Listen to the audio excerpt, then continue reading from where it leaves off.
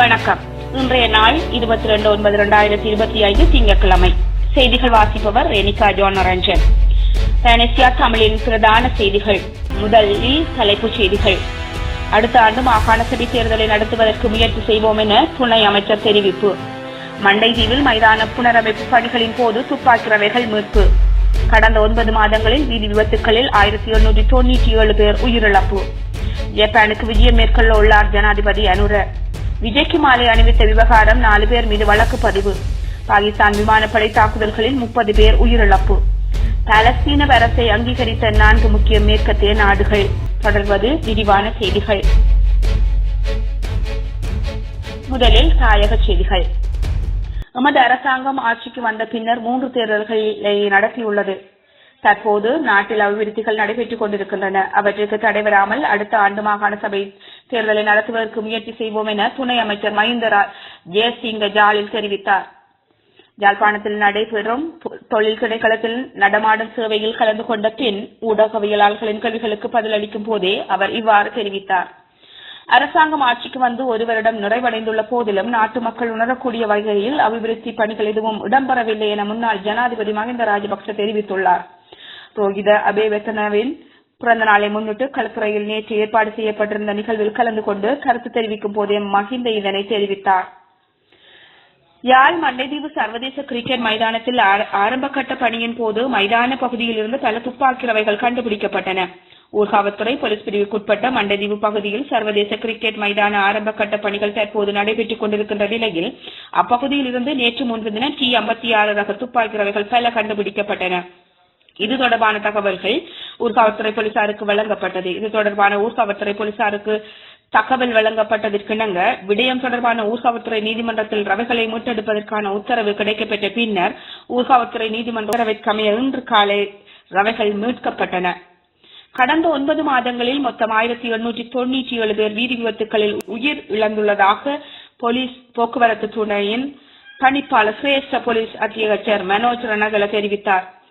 இந்த ஆண்டு பதிவான வீதி விபத்துகளில் 1781 உயர்ந்துள்ளது. இது கவலை அளிக்கும் வகையில் அதிகரித்து வரும் போக்கை எடுத்து காட்டுகின்றது. அதிகரித்து வரும் உயிரிழப்புகளை கட்டுப்படுத்த கடுமையான சட்ட அமுலாக்கம் மற்றும் சாரதிகள் பொறுப்பான வகையில் வாகனம் செலுத்துவது அவசியம். போக்குவரத்து போலீசார் கவனக்குறைவாக வாகனம் செலுத்துவர்களை கண்காணிக்க நாடு முழுவதும் 70 அதிவேக கண்டறியும் இயந்திரங்களை நிறுவியுள்ளனர்.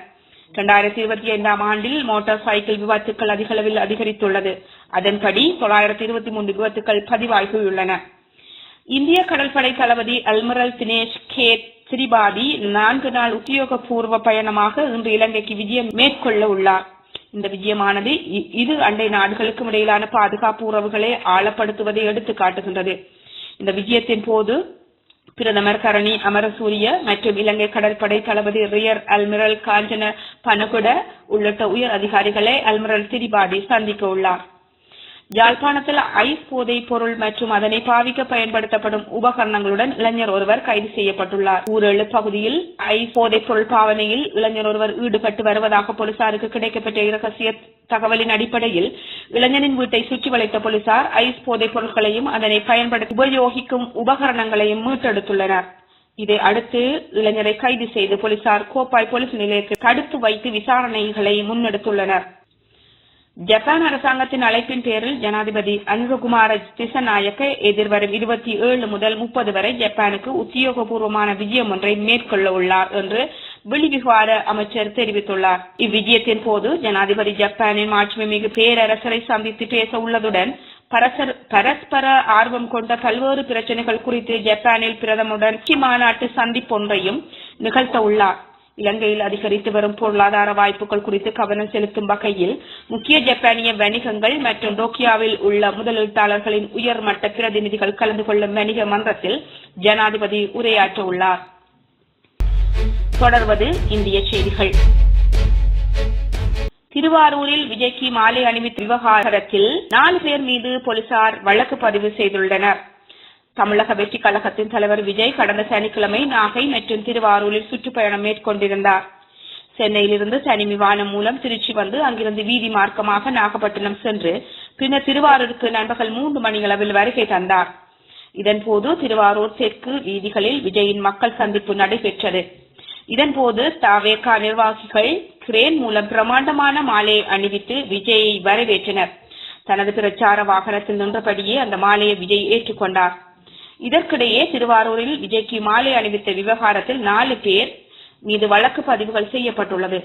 பொதுமக்களுக்கு அச்சத்தை ஏற்படுத்தியமை உள்ளிட்ட பிரிவின் கீழ் ஜேபிசி உரிமையாளர் மற்றும் தாவேகா நிர்வாகிகள் மீது இவ்வாறு வழக்கு பதிவுகள் செய்யப்பட்டுள்ளமை குறிப்பிடத்தக்கது. தொடர்வது உலக செய்திகள். கைபர் பக்துன்வா மாகாணத்தில் திங்கட்கிழமை பாகிஸ்தான் விமானப்படை நடாத்திய வான்வெளி தாக்குதல்களில் பெண்கள், குழந்தைகள் உட்பட குறைந்தது 30 பேர் உயிர் இழந்துள்ளனர்.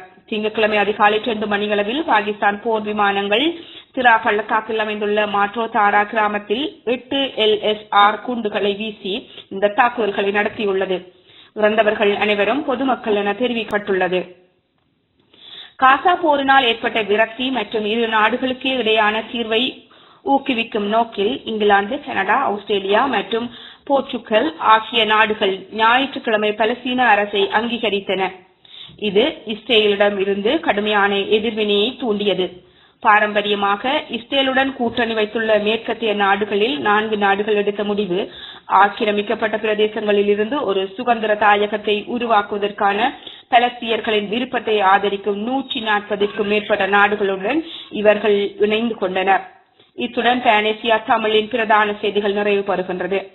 செய்திகளை உடனுக்குடன் தெரிந்து கொள்ள பேனேசியா தமிழ் நியூஸ் வலையொலியை சப்ஸ்கிரைப் செய்யுங்கள். நேரலையில் www.panasiatamil.tv என்ற இணையதளம் வாயிலாக தொலைக்காட்சியை பார்வையிடலாம். நன்றி, வணக்கம்.